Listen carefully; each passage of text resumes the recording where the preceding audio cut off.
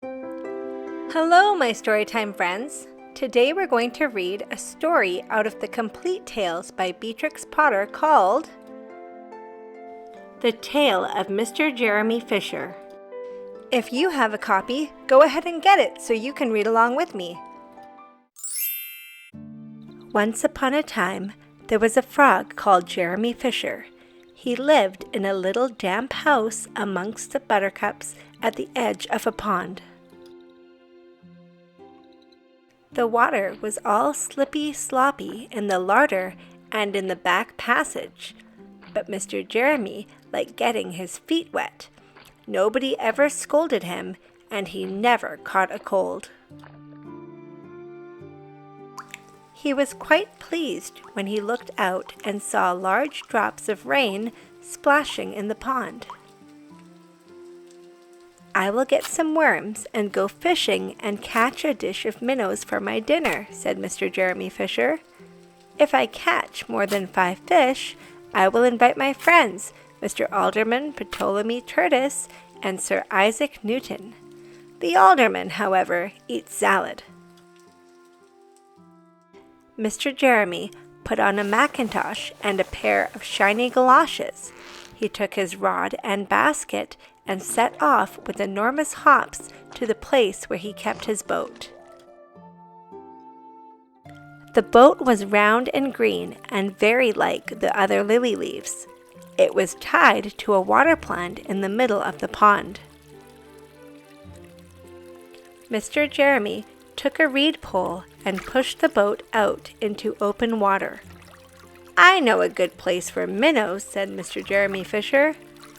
Mr. Jeremy stuck his pole into the mud and fastened the boat to it. Then he settled himself cross-legged and arranged his fishing tackle. He had the dearest little red float. His rod was a tough stalk of grass. His line was a fine long white horsehair, and he tied a little wriggling worm at the end. The rain trickled down his back, and for nearly an hour he stared at the float. "This is getting tiresome. I think I should like some lunch," said Mr. Jeremy Fisher. He punted back again amongst the water plants and took some lunch out of his basket. "I will eat a butterfly sandwich and wait till the shower is over," said Mr. Jeremy Fisher.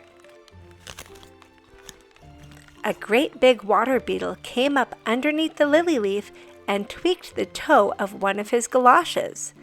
Mr. Jeremy crossed his legs up shorter, out of reach, and went on eating his sandwich. Once or twice, something moved about with a rustle and a splash amongst the rushes at the side of the pond. "I trust that is not a rat," said Mr. Jeremy Fisher. "I think I had better get away from here." Mr. Jeremy shoved the boat out again a little way and dropped in the bait. There was a bite almost directly.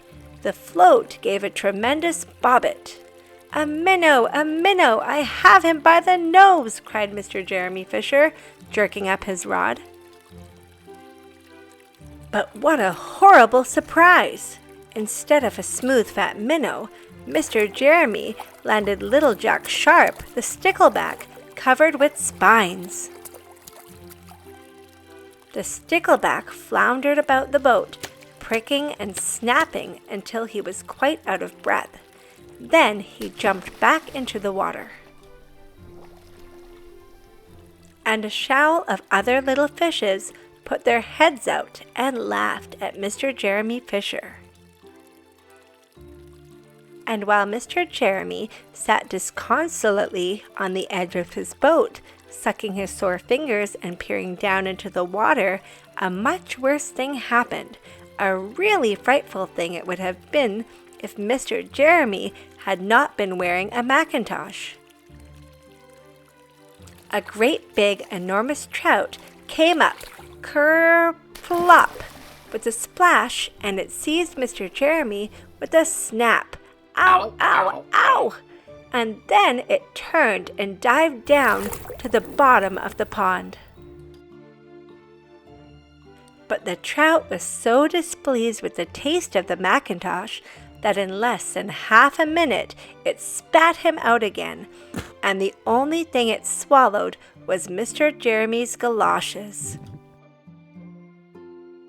Mr. Jeremy bounced up to the surface of the water like a cork and the bubbles out of a soda water bottle, and he swam with all his might to the edge of the pond.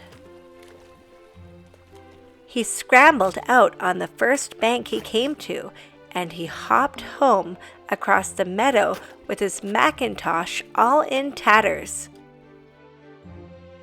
"What a mercy that was not a pike," said Mr. Jeremy Fisher. "I have lost my rod and basket, but it does not much matter, for I am sure I should never have dared to go fishing again."